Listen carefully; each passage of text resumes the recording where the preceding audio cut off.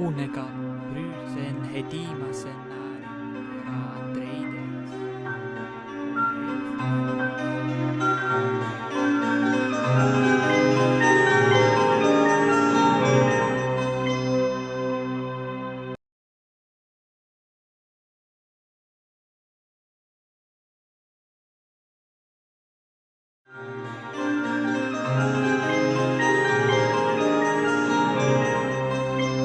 Monsieur Omer Moussali est docteur en sciences politiques de l'UQAM. Il a fait sa thèse sur un auteur peu fréquenté au Québec, mais néanmoins célèbre, sur Gramsci. Et est activement chercheur, et actuellement chercheur, et activement chercheur à la chaire UNESCO des fondements philosophiques de la justice et de la société démocratique. Et il est auteur d'un livre tout à fait intéressant sur le méliorisme, qui est une doctrine issue de Condorcet, et ça s'intitule Progrès et action collective, portrait du méliorisme, et donc c'est sur le libéralisme américain, les différentes figures du libéralisme américain. Et il est aussi collaborateur à un ouvrage collectif, un système sans qualité, parce que Homer est marxisant, et chez M Éditeur. Il collabore aussi avec Madame Carrie Polanyi sur l'œuvre, sur l'édition de son œuvre, de son père, le célèbre Karl Polanyi. Alors, notre ami Moussali va parler du procès. Oh non, c'est plus ça le philosophe démocrate. Ben, alors, vas-y. Oui, j'avais noté pendant le déjeuner là, quelques notes, donc j'ai comme brouillé les cartes pour Mme Ayoub ici sur ma présentation. J'ai pensé, pour commencer, en fait, on a beaucoup parlé du procès de Socrate, de Platon, etc. Et ça m'a fait penser à un autre titre potentiel, le procès de Gramsci, parce que lui aussi, hein, il ne faut pas oublier, il y a eu un procès politique fasciste. Donc, un juge placé par Mussolini pour le condamner à 20 ans de prison ferme pour avoir été un communiste et à la tête du Parti communiste. Et le juge, se permettant d'inscrire Gramsci dans l'histoire, à la fin de la condamnation, il dit au jury, même pas de jury, il n'y avait pas de jury en fait, mais il dit aux gens qui étaient dans la salle, il faut empêcher ce cerveau de fonctionner pendant au moins 20 ans. Donc, si ça ne qualifie pas Gramsci comme philosophe critique pour toute l'éternité, je ne vois pas qu'il y a grand-chose d'autre qui pourrait le qualifier comme philosophe critique. Et c'est resté, souvent, on voit au début des ouvrages d'Antonio Gramsci, cette petite ligne qui a rendu le juge célèbre aussi. C'est probablement la seule chose qui lui donne le moindre mérite historique. Donc, je crois, en relisant mon texte hier soir, que je vais mettre l'emphase sur la question, justement, qu'on a parlé juste avant la fin de votre conférence et la question de l'ignorance du peuple, qui va revenir, qui est un point important pour le grand rival de Gramsci, du moins son rival indirect, Benedetto Croce, qui était la sommité de la philosophie en Italie durant cette période-là. Mussolini laissait intactes les publications et la diffusion des idées de Croce pour montrer qu'en Italie fasciste, le libéralisme était bel et bien vivant et la démocratie fonctionnait encore, entre guillemets. Donc, il ne touchait pas et ça énervait, entre autres, Gramsci qui voyait chez Croce, malgré sa profession d'idéalisme et de la recherche du vrai, du bien, du beau, qu'il se complaisait à continuer à être le maître penseur sous un régime autoritaire. Et ça touche à cette question-là de le rôle de l'intellectuel par rapport au peuple. Quel rôle aujourd'hui encore? Et ce que j'ai trouvé en fouillant un peu, c'est qu'il y a une série d'auteurs, depuis au moins les années 60, sociologues, historiens, surtout américano-italiens, qui se sont penchés sur comment, en fait, ce débat-là, Croce-Gramsci,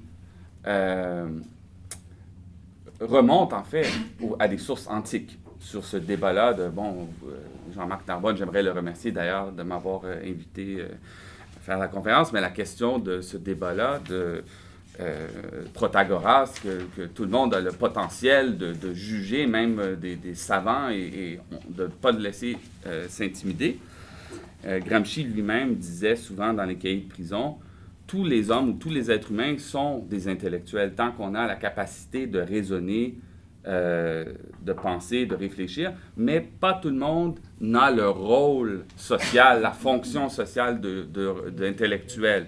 Il y a des gens comme des journalistes ou des commentateurs ou des philosophes, etc., qui, socialement, évidemment, ils occupent un rôle d'intellectuel. Mais Gramsci n'exclut pas la possibilité pour le peuple, les gens issus du peuple qui n'occupent pas ce rôle, de pouvoir, par participation à la société civile ou par la participation à des partis politiques, de jouer le rôle d'intellectuel, de faire partie d'un groupe, d'un intellectuel collectif comme un parti politique ou d'une association de la société civile.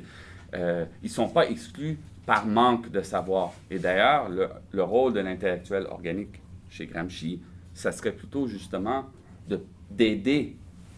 Parce qu'évidemment, il retient quand même l'idée que beaucoup de gens ne sont pas en mesure de jouer le rôle d'intellectuel, mais on peut les aider. Il y a une maïeutique d'élever les gens à sortir de l'ignorance, et même qu'en tant que... En fait, c'est ce qui fait l'originalité de Gramsci. C'est pas simplement de dire la bourgeoisie, tout ce qu'on vous dit, c'est des mensonges, etc., etc. C'est de dire, mais là, il faut faire une critique. Il faut apprendre à critiquer les mensonges et offrir des alternatives intellectuelles valables. Et Dante Germino, qui a écrit un livre très intéressant sur Gramsci qui s'appelle « Architect of a New Politics », qui vaut la peine d'être lu. C'est un historien des idées. Et je commence donc par des généralités. Il va dire que la philosophie politique, on pourrait la décrire comme la manière la plus compréhensible de la réflexion autoconsciente que l'homme a découverte et s'en est servi dans la considération de son existence en communauté avec ses compagnons, avec ses compatriotes. Et cet effort-là, Germino le voit qu'il n'y a pas nécessairement des coupures radicales. On peut remonter, évidemment, comme la plupart des gens ici l'ont dit, aux sources grecques, à Athènes, comme point de départ de cette réflexion critique, entre autres sur les questions de qui devrait avoir le pouvoir, qui devrait gérer la cité, etc. Mais ça se poursuit avec des hauts et des bas. Il met beaucoup d'emphase, comme Gramsci, sur la question des montées entre l'immanence et la transcendance à travers la philosophie politique occidentale. Parfois, on prend des postures un peu plus... pas philosophique, ça ne serait pas le bon terme, mais plus passive et plus orientée vers la réflexion sur des questions de religion et divine, mais la source critique demeure toujours. On n'y échappe pas. Il va dire un peu plus loin qu'en fait, d'une certaine façon, Machiavel et Antonio Gramsci vont continuer d'une certaine façon l'œuvre de la philosophie classique et ancienne en cherchant toujours un contact frais et immédiat avec la réalité à laquelle aspirait Platon, et comme le Socrate platonique, du moins, dans le respect qu'il consacrait à tout questionner. En fait, si quelqu'un se penche sur les cahiers de prison, on voit que Gramsci questionne tout. Il n'y a pas un aspect de la société, de la civilisation qui ne remet pas en question d'une façon ou d'une autre. Et même, évidemment, ce qui, encore une fois, fait son originalité, le marxisme.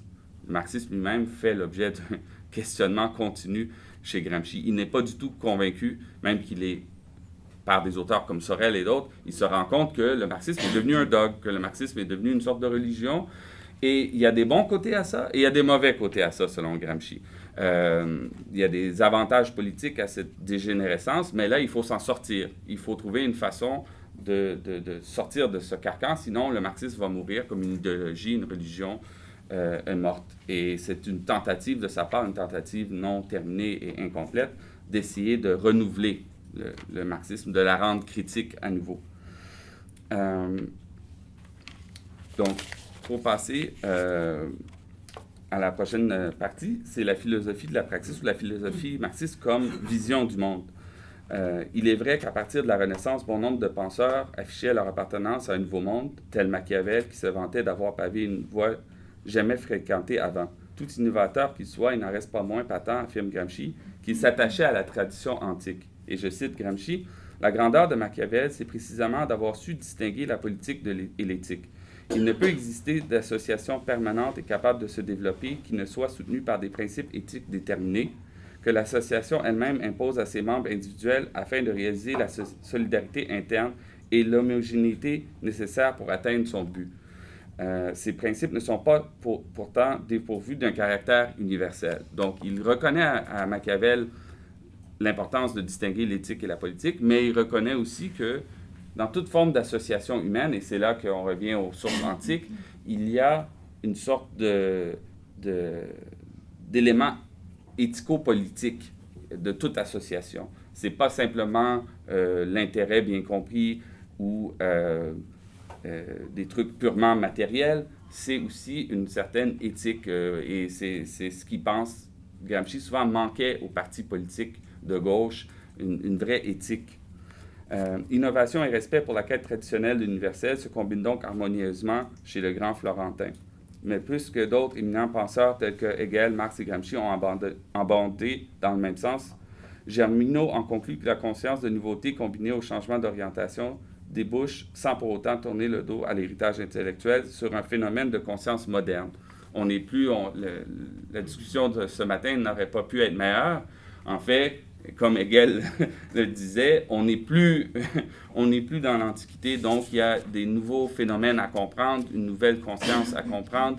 L'État moderne existe, et d'ailleurs, ça c'est un des thèmes que Gramsci va fouiller un peu quand il va parler de l'État moderne et de l'État antique. Je ne l'ai pas recensé, mais il va mentionner que, par exemple, l'État romain était comme une sorte de truc imposé, surtout rendu à l'Empire, sur une palette de populations différentes et qu'il n'y avait pas nécessairement de lien organique entre les différentes populations conquises, etc. Mais l'État-nation moderne, il y a une sorte d'uniformisation, du moins il parle de l'Europe de l'Ouest, des États-nations, l'Allemagne, la France, etc. Et donc, ce n'est pas tout à fait la même donnée. Ensuite, Gramsci va aussi commenter la question de la modernité chez Croce. C'est une critique sur l'héritage historique. Et la modernité ne peut être qu'incomplète chez un penseur qui n'a pas su faire une quelconque synthèse entre le passé et le présent. Ça, c'est une thèse qui revient souvent chez Gramsci.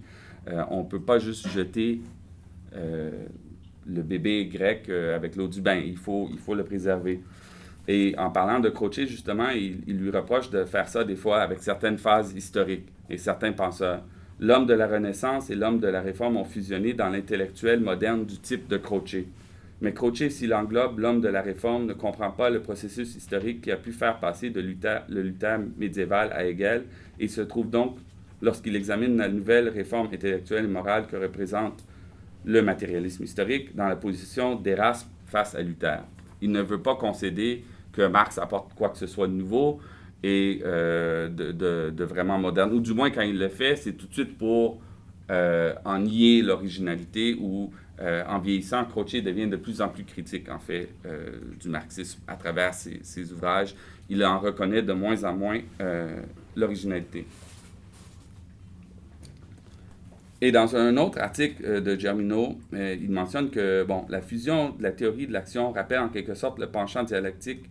Ça, c'est la fusion de cette théorie-action chez Gramsci, rappelle en quelque sorte le penchant dialectique de Socrate, enrichir sa connaissance en posant des questions à ses interlocuteurs.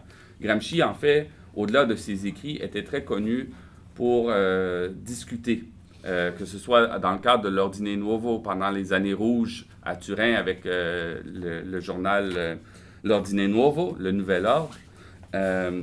Il était pas très fort dans les grandes oraisons, devant des grands groupes, mais en petits groupes, des dialogues. Il arrivait souvent à discuter avec des gens de tous les niveaux sociaux, et de poser des questions et d'aboutir à des synthèses fort intéressantes qui se reflétaient ensuite dans ses écrits. Gramsci appelait cette méthode-là se tâter mutuellement le cerveau. C'était dans une discussion, à l'université, on est très souvent habitué à ça. En dedans de 5 minutes, on se tâte mutuellement le cerveau et on sait à peu près dans quelle direction la personne... Et moi, j'adore ce genre d'expression-là parce que ça m'aide des fois à comprendre des concepts assez compliqués. Gramsci a une façon d'écrire qui rend accessible des fois des concepts assez compliqués. Tout un pan de la réflexion gramscienne est consacré à l'éducation, un des plus grands moyens d'élever le niveau de compréhension du subalterne. Ça, c'est un autre concept qui va avoir un grand futur dans les sciences sociales, Subaltern Studies, Édouard Saïd et d'autres. Gramsci va beaucoup travailler la notion de subaltern. Et ça le différencie aussi de bien des marxistes, c'est qu'il dit on ne peut pas juste s'intéresser à la classe ouvrière avec une sorte d'idée abstraite de la classe ouvrière. Le pauvre paysan du sud de l'Italie qui ne sait pas lire, le travailleur à Turin, mais aussi le mendiant. Il faut discuter à tous les groupes subalternes qui sont en fait les proscrits que Croce ignore complètement quand il parle de libéralisme, de liberté, etc. Ça, c'est pas ce peuple-là, ça fait pas partie du dialogue. Et Gramsci, en fait, il dit que c'est une des grandes lacunes des penseurs modernes, c'est qu'on néglige de traiter, de voir c'est quoi leurs enjeux. Et d'ailleurs, c'est un des préceptes qu'il accorde, il dit l'originalité du marxisme, c'est enfin de se pencher sur les subalternes, sur leur position et d'une manière critique. Évidemment, il y a tous les socialistes avant qui posaient souvent la question aussi. Germino, donc, en conclut, pour Gramsci, c'est plus important de savoir la façon dont les membres ordinaires de la société pensent, sentent et supportent la vie que de traîner dans les palais des puissants. La propension qu'a Gramsci à amalgamer la philosophie et l'expérience personnelle a quelque chose de socratique. Et ensuite, Gramsci, pour confirmer un peu l'opinion que Germino pose sur lui, il va dire, c'est une phrase qui revient souvent, qui est très célèbre, « L'erreur de l'intellectuel consiste à croire qu'il puisse savoir sans comprendre, et spécialement sans sentir, et sans être passionné. Cette erreur consiste à croire que l'intellectuel puisse être tel, et non un pur pédant, s'il est séparé et détaché du peuple-nation. » Donc ça, c'est un concept aussi qui va revenir chez Gramsci, la notion de peuple-nation, c'est-à-dire sans sentir les passions élémentaires du peuple. Donc pour arriver à des conclusions, un peu comme on parlait avec Tocqueville, une sorte de psychologie sociale, psychologie de l'imaginaire social, il faut d'abord parler au peuple pour savoir qu'est-ce qu'il pense et avoir un dialogue ouvert. D'ailleurs, c'est une des tâches que Gramsci attribue aux philosophes démocratiques, qui serait de combiner justement le dialogue afin de pouvoir convaincre les subalternes à des nouvelles idées qu'ils proposent et par le chemin de la passion qu'il leur transmet. C'est en ce sens que Gramsci parle souvent de l'art et de la science politique. Il va pas juste parler de science politique, il va parler de l'art et de la science, et ça aussi, c'est un peu un reflet de l'influence antique, l'art rhétorique, la capacité de convaincre les gens. C'est rare qu'il va séparer les termes, c'est rare qu'il va juste parler de science, il va souvent parler de l'art et de la science politique. Donc,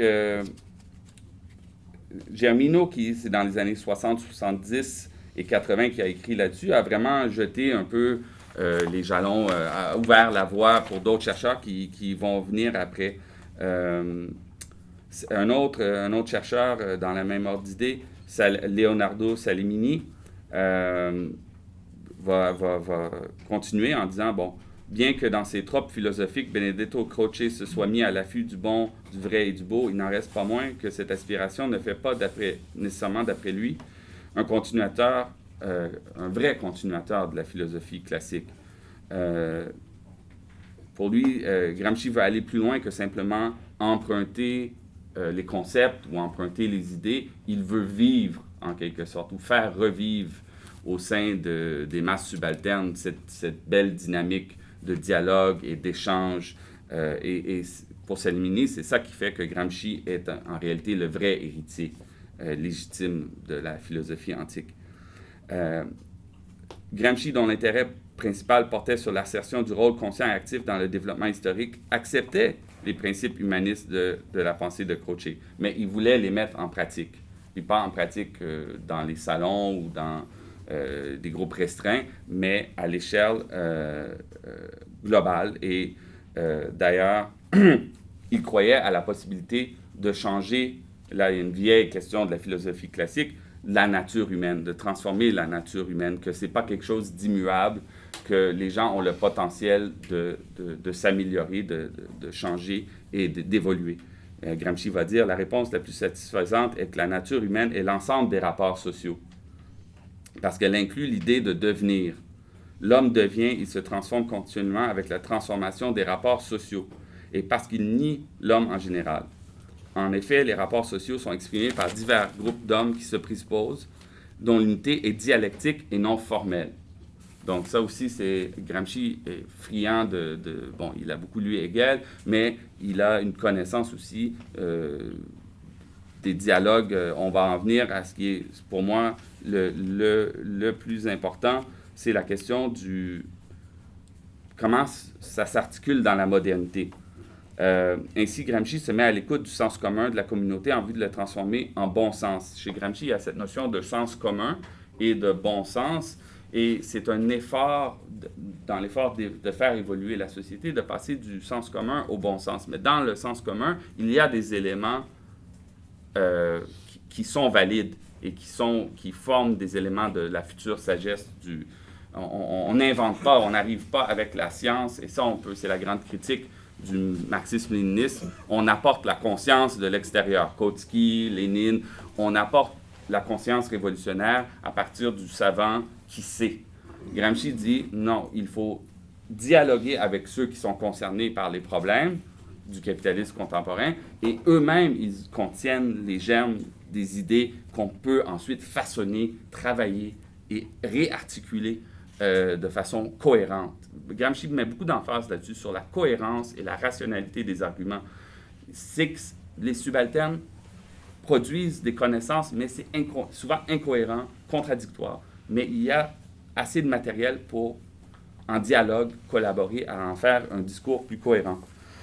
Et il va dire, c'est ainsi qu'une des plus importantes, ça c'est Gramsci, revendications des milieux intellectuels modernes a été dans le domaine politique, celle des libertés de pensée et d'expression de pensée, presse et association. Car ce n'est là qu'existe cette condition politique que se réalise le rapport de maître-disciple, au sens décrit plus haut, et qu'en fait se réalise historiquement un nouveau type de philosophe, que l'on peut appeler philosophe démocratique, c'est-à-dire un philosophe convaincu que sa personnalité ne se limite pas à sa personne physique, mais qu'elle est un rapport social actif qui modifie le milieu culturel.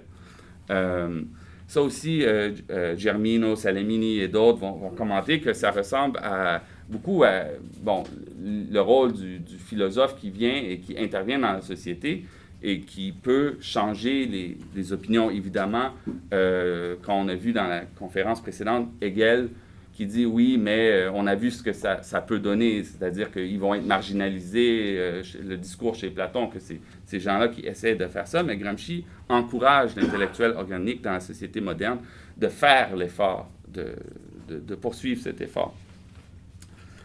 Donc, il devient de plus en plus clair que le fossé idéologique qui sépare Gramsci de Croce ne cesse de s'élargir au fur et à mesure que le parallèle entre ces deux penseurs est développé. Croce se tourne de plus en plus vers la métaphysique, vers des idéaux. Quand les valeurs métahistoriques acquièrent le statut de valeur absolue, la théologie, la métaphysique et la pure théorie deviennent des substituts au réel conflit politique entre les hommes. Et Gramsci veut ramener les débats métaphysiques, etc., de Gramsci, et il parle de la retraduction. Il faut les retraduire en termes de conflits concrets entre des groupes humains, et ramener ces débats-là métaphysiques et les retraduire en langage immanent. Donc, Gramsci va aussi dire « La théorie ne possède de valeur en elle-même telle que soutient Croce. La vraie théorie et ultimement la connaissance réelle sont celles contenues dialectiquement dans l'activité pratique. » Ce que Gramsci signifie en disant que la philosophie doit devenir politique pour être vraie et garder son sens. Croce va toujours, même après la publication des cahiers de prison, va affirmer que ça, c'est de la rêverie, que le peuple est foncièrement ignorant, qu'il c'est dangereux, ce que Gramsci fait, il nuit à la pureté du dialogue philosophique, qu'il mêle les eaux, il brouille les eaux, il essaie de faire de la philosophie avec des gens qui ne sont pas aptes à faire de la philosophie, et il tombe dans la démagogie, etc., etc. Mais évidemment, ça, c'est un débat qui n'est pas réglé. Le débat continue. D'ailleurs, le colloque prouve que ces débats-là sont encore dans la... On entend encore ces mêmes positions-là aujourd'hui. Les gens qui disent, non, non, il faut tenir la philosophie loin du peuple. Et il y a des orientations plus subtiles que ça. Mais d'autres qui disent, non, non, la philosophie, ça doit être dans la rue, etc. On a vu ça historiquement à travers différentes révoltes et révolutions, mai 68, etc. Donc, on peut caractériser le marxisme de Gramsci comme un humanisme révolutionnaire qui s'inspire des idées éthiques et de certains éléments du canon de la philosophie occidentale. Et j'en viens à la partie, je pense que, en tout cas, je remercie Josiane Boulad-Ayoub, et j'aimerais aussi remercier Nicolas Gendreau-Richer qui a commenté le texte, et des fois je passe plus de temps à regarder ces merveilleux commentaires. J'aimerais le remercier, doctorant à l'Université d'Ottawa. Il a fait un très bon travail de commenter mon texte. Et donc, en vue de structurer son œuvre, Gramsci a repris des notions de dialectique, entre autres jusqu'à Platon, etc. Il a fait une synthèse des dichotomies éducateur-éduqué, nécessité-liberté, en soulignant que l'éducateur a besoin d'être éduqué et que la nécessité peut se muer ainsi en liberté. Il va encore une fois corriger Croce en disant Croce joue avec les mots lorsqu'il dit que pour le matérialisme historique, les superstructures sont des apparences, ce qui est vrai dans la polémique politique, mais non nosologiquement. Donc, Voegelin aurait aimé ça. Ne pense-t-il pas que cela peut signifier quelque chose de semblable à son affirmation du caractère non définitif de toute philosophie? Ça, c'était une phrase de Croce, qu'aucune philosophie n'est définitive. Mais il répond, mais que veut dire Marx dans ses thèses sur Feuerbach lorsqu'il parle de l'éducation de l'éducateur, si ce n'est de dire qu'il n'y a aucune philosophie définitive. On est toujours en train de retourner et de critiquer. Et ça, en ce sens-là, moi, les deux plus grands continuateurs de la philosophie, ceux qui ont vraiment compris le message des anciens, c'est vraiment Marx et Gramsci, dans le camp marxiste, dans mon opinion, à moi. Et que, sinon que la superstructure réagit de manière dialectique sur la structure et la modifie. Il en avait marre, Gramsci, de cette notion-là, qu'il y avait un déterminisme économique pur dans le marxisme. Il va chercher chez Marx des éléments critiques de cette même théorie-là dans d'autres écrits où il mentionne que non, la part des idées joue un rôle. La société civile, les idées politiques ont un rôle sur l'infrastructure économico-sociale et peuvent modifier. Mais c'est très controversé. Des marxistes orthodoxes vont dire qu'à ce moment-là, Gramsci quitte le camp des marxistes et commence à être quelque chose de mi-idéaliste, mi-matérialiste.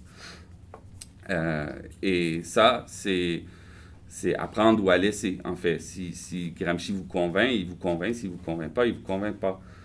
Et Gramsci a un autre point qui est très intéressant et dont j'ai eu la chance de parler avec des gens durant le colloque, c'est la question de la traductibilité des langages philosophiques. Il va revenir beaucoup là-dessus et il va faire la comparaison justement des Grecs et des Romains.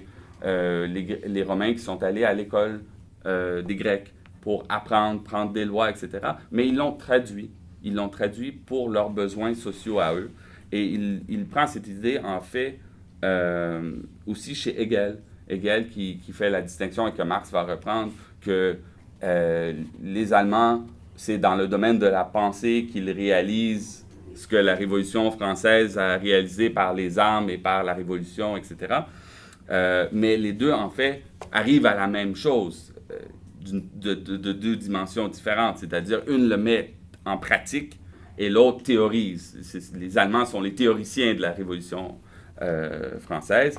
Et Gramsci va dire que les Romains, en fin de compte, ont mis en pratique, sur une échelle plus large, certaines idées qui étaient déjà chez les Grecs. Ils ont traduit en latin, en fait, des concepts grecs.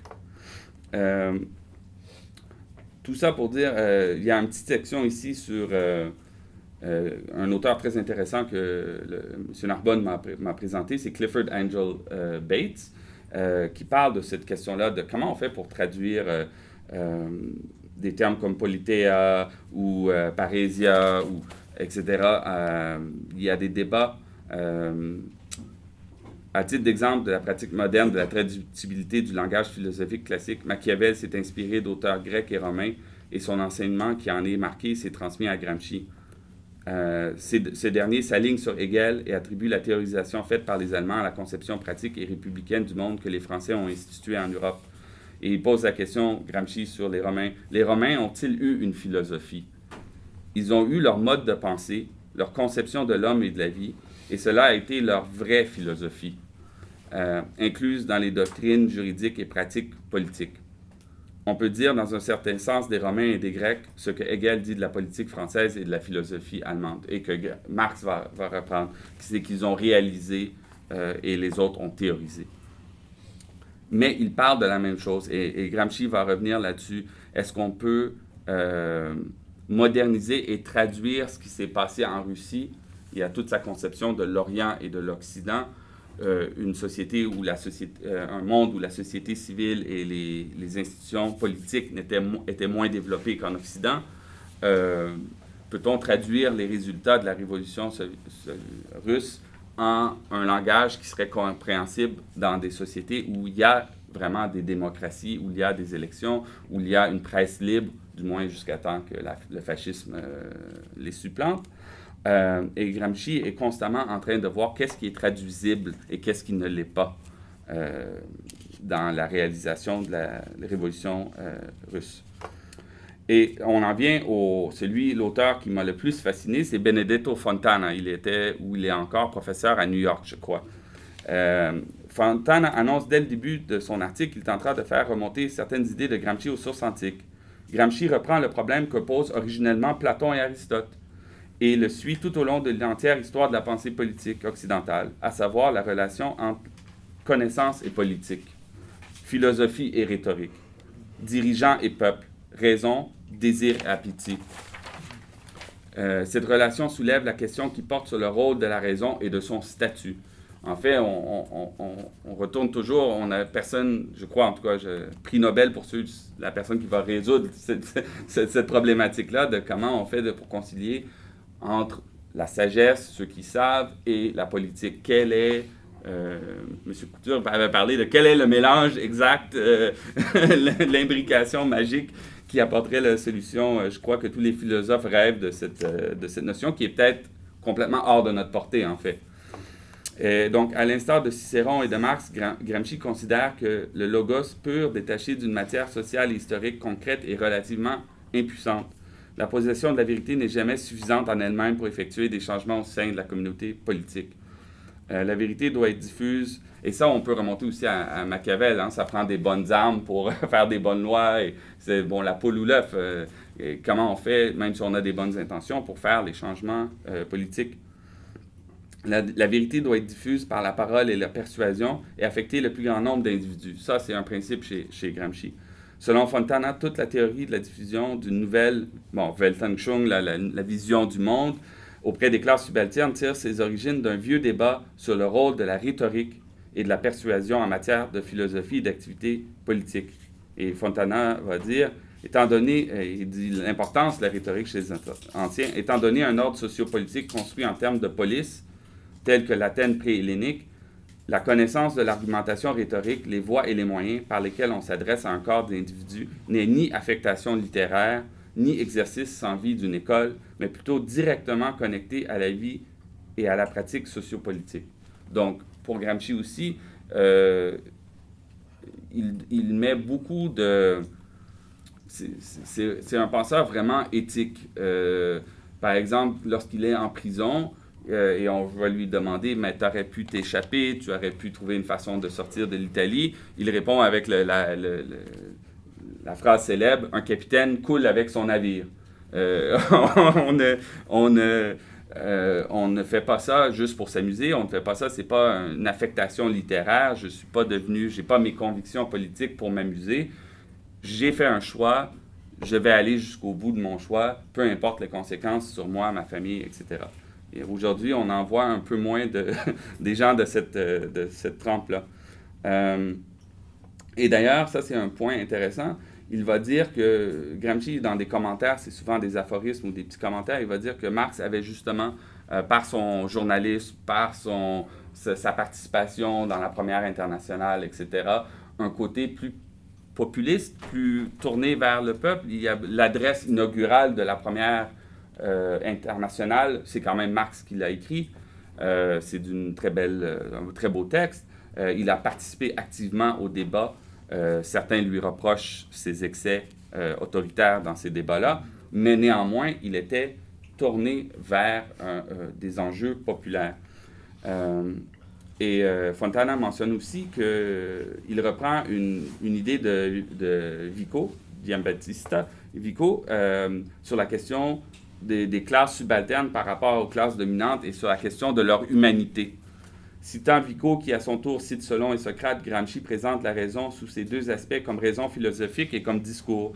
En même temps, a lieu un mouvement d'une croyance ou d'une auto-image à l'autre, de la croyance en la bestialité de soi et à la divinité de l'autre, à la croyance en une humanité commune que le discours affirme est valide. Étant autrefois la conception hégémonique de la dualité du monde bête-divin, l'humanité se transforme et se transcende en une unité nouvelle qui exprime la vie commune que définit la constitution politique établie. Dans la comparaison de Vico, reprise par Gramsci, le personnage de Solon représente le pouvoir du peuple et le langage persuasif, tandis que Socrate représenterait, surtout dans sa version platonique, le philosophe élitiste, mettant la vérité et la sagesse du petit nombre par-dessus tout. Le résultat fut, selon Fontana, que plusieurs philosophes se sont éloignés du peuple par crainte, donc c'est dont M. Narbonne parlait. Le mal, est-ce qu'on doit l'attribuer à Platon ou pas, ça c'est une autre question, mais les effets sur la philosophie de craindre de s'approcher du peuple, par crainte des dérives populaires susceptibles de corrompre la sagesse durement acquise. En épousant ce qu'il nomme la philosophie de la praxis, Gramsci assume la possibilité d'amarrer une révolution philosophique à une révolution populaire. En effet, alors que les penseurs de Platon à Croce ont tenté de maintenir l'intégrité de la raison, ça c'est Fontana qui parle, et de préserver son autonomie en circonscrivant son activité dans une culture aristocratique, chez Gramsci, la raison se transforme en hégémonie, qui décrit la synthèse de la philosophie, de la politique, de la pensée et du peuple-nation. Du moins, en théorie, c'est sur ce que Gramsci rêvait. Et donc, l'hégémonie gramscienne passe donc nécessairement, surtout par la persuasion et le consentement actif des groupes. Cette conquête de l'hégémonie passe parce que Gramsci appelle la guerre de position. Il était fasciné aussi par des questions de la Première Guerre mondiale, a traumatisé un peu tous les intellectuels. Et la guerre de position, c'est vraiment l'idée des tranchées de la Première Guerre mondiale versus la guerre de mouvement, où il disait, par exemple, en Russie, les tranchées de la société civile étaient moins denses, étaient moins bien creusées, et Lénine a pu opérer une guerre de mouvement. Il a pu prendre le palais, renverser le tsar et se mettre au pouvoir. Mais le problème, c'est qu'ensuite, il n'y avait pas de société civile très développée, de classe ouvrière hautement consciente. Donc, il fallait par le haut, Gramsci parle parfois des révolutions par le haut, essayer de faire une révolution, mais ça va en l'encontre de certaines idées marxistes, que ça prend un certain niveau, la classe ouvrière doit être rendue à un certain niveau de développement historique pour pouvoir elle-même fonder ses institutions pour les remplacer. Et Fontana note aussi que pour Gramsci, comme pour Aristote, le pouvoir des dominants sur les dominés est un rapport antagonique qui ne peut jamais se résoudre sans l'intervention d'une force politique. De la sorte, l'hégémonie décrit un mouvement vers l'établissement d'un assentiment permanent, selon Gramsci, ou un système d'alliance chez Aristote et Isocrate, précisément à cause de l'antagonisme entre les structures sociopolitiques fondamentales établies et les relations prédominantes du pouvoir. Donc, il est à noter, en plus, que Gramsci a su mettre au goût du jour la notion de liberté qu'ont développé les anciens. Le citoyen de la police était libre. C'est là où que Gramsci fait des liens avec la liberté de parole, la liberté de presse. Pour lui, c'est très important. Sa soumission à la loi n'ôte rien à sa liberté puisqu'elle a eu l'occasion de participer à sa promulgation.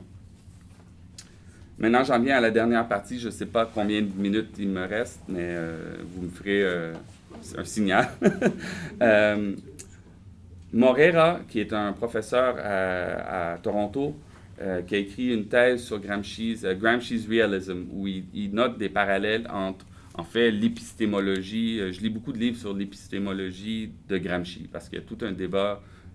D'ailleurs, je dois le mentionner, on a perdu un grand chercheur sur Gramsci récemment, André Tozel, avec qui j'ai eu la chance de collaborer, et qui a écrit un livre récemment, l'an passé, je crois, qu'il m'a envoyé de France. C'est pour tous ceux qui ne se sont pas initiés à Gramsci et dont les cahiers de prison intimident un peu par leur épaisseur. Ça s'intitule « Étudier Gramsci » et c'est chez Kimé. Et si vous pouvez mettre la main sur une copie d'une façon ou d'une autre, ça vaut vraiment la peine. C'est le dernier jugement, en fait, de Tozel sur la pensée de Gramsci.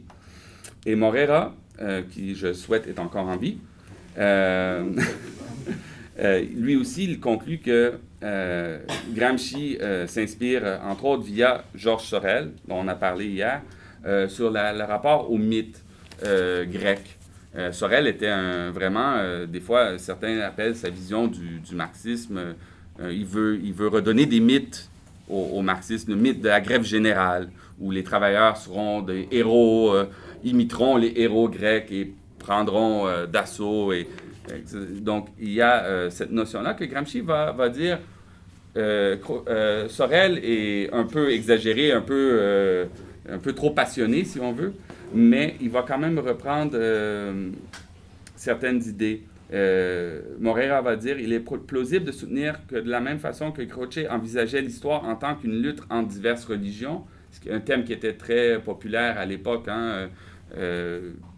beaucoup de philosophes de l'entre-deux-guerres parlent de guerre comme si tout était une guerre de religion. Il y a les protestants et les catholiques, les nations catholiques, et les marxistes ont rejoué ce rôle-là. Il y a les nations prolétaires et il y a les nations bourgeoises. Gramsci le concevait comme processus de changement et de formation de mythes. Le prince moderne chez Gramsci, un mythe moderne d'un parti, d'un intellectuel collectif qui viendrait aider les classes subalternes à se forger une conscience, etc. Et même qu'il va un peu plus loin, Moreira va faire des parallèles avec un penseur beaucoup plus contemporain, Michel Foucault. Il va dire que l'effet d'hégémonie exercé par l'État gramscien ressemble fortement à certains énoncés sur l'organisation du pouvoir par le savoir de Foucault. Là, c'est Moreira qui dit « De plusieurs façons, Gramsci anticipe le point de vue aujourd'hui généralement admis à l'effet que le privé est politique. Sa conception de l'État intégral, qui est c'est tout un chapitre en soi, l'État intégral chez Gramsci, en tant que pouvoir diffus dans la sphère des organisations privées, reflète une telle vision. Dans la version foucauldienne, le pouvoir est diffus à travers toutes les institutions à tel point qu'il envahit les identités individuelles elles-mêmes. Le pouvoir impose sa discipline, contrôle et se propage partout. Ainsi, il est possible de rapprocher, paraît-il, le concept gramscien d'hégémonie de la notion de Foucault portant sur les régimes de vérité. Et Gramsci montre que, en fait, dans sa vision progressiste des choses, l'État s'élargit sa sphère d'influence, surtout avec la modernité, touche à plus de domaines et influence de façon parfois évidente et parfois moins évidente l'ensemble de la société. Et je vais conclure avec certaines remarques de Fontana pour revenir à sa question du rapport aux anciens. D'après Platon et Aristote, le rôle de l'État allait au-delà de l'organisation politique et de la promulgation des lois. L'État avait la responsabilité de formater et d'éduquer les citoyens en vue de les habiliter à prendre des décisions éclairées. Même si Gramsci et ses prédécesseurs antiques utilisent des termes différents, ils avaient néanmoins des idées très proches. Fontana va dire « Platon et Aristote, tout aussi bien que la pensée politique classique, attribuaient généralement à l'État, en plus d'avoir la fonction évidente d'assurer la sécurité et la protection, d'accomplir la tâche fondamentale d'éduquer et de modeler ce qu'ils appelaient l'âme et le caractère de ses citoyens, ou, comme dirait Gramsci, leur conscience et leur personnalité. » Gramsci est très préoccupé dans ses lettres. Des fois, ça prend... c'est plus clair des fois dans ses lettres que dans ses écrits où il est plus subtil et plus philosophique, mais il dit, dans certaines régions d'Italie où on élève ses enfants à coups de sabot sur la tête, on n'est pas surpris des résultats que ça peut donner. Donc, il y a des... ça, c'est un truc plus vulgaire, mais le rôle de l'État comme éducateur, comme formateur, comme élévateur de la conscience nationale, Gramsci ne nie pas l'importance de ce rôle. Et en fait, pour lui, les partis politiques communistes, etc., ont un rôle d'éducateur populaire.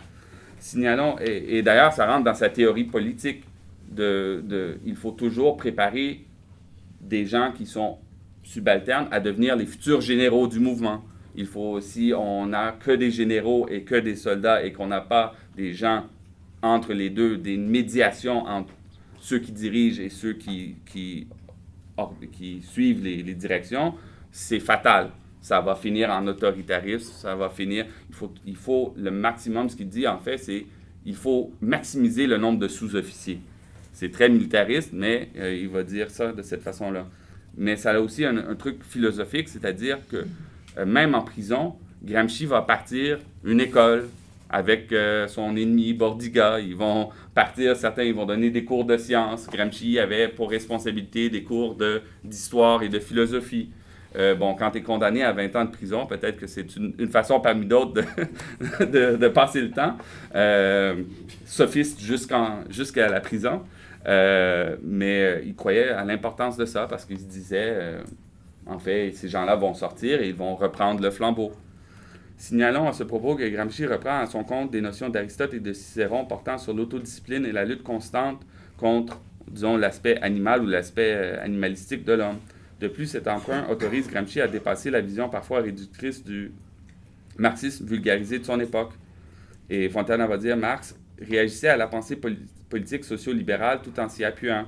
Il formulait sa perception de l'État surtout en termes négatifs et répressifs.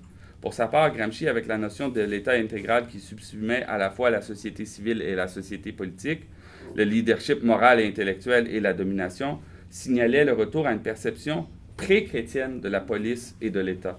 Aristote conçoit la police comme association d'égaux et les citoyens en tant que gouvernants et gouvernés à tour de rôle.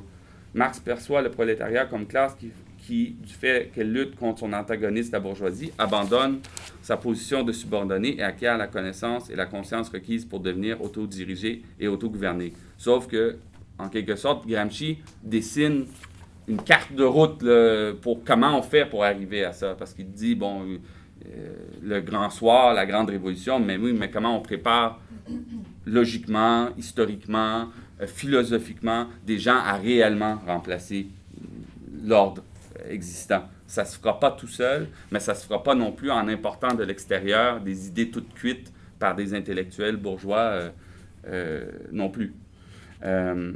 Chez Gramsci, nous retrouvons aussi une combinaison tout à fait intéressante d'idées modernes qui, bien que tirées de Marx, s'inspirent de sources antiques grâce auxquelles les questions morales et culturelles qui étaient parfois délaissées par certains marxistes occupent le centre de la réflexion.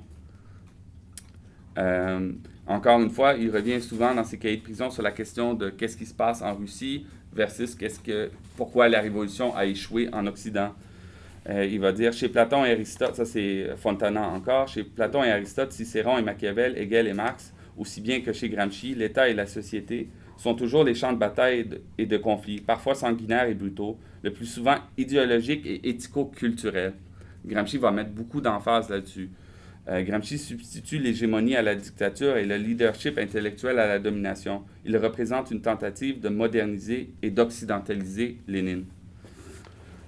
C'est donc à partir de la tradition classique que Gramsci tente de renouveler la philosophie de la praxis. Il trouve qu'elle est à un point mort, qu'elle a épuisé ses ressources initiales et qu'elle doit donc se reconfronter au plus haut sommet de la philosophie idéaliste de son époque.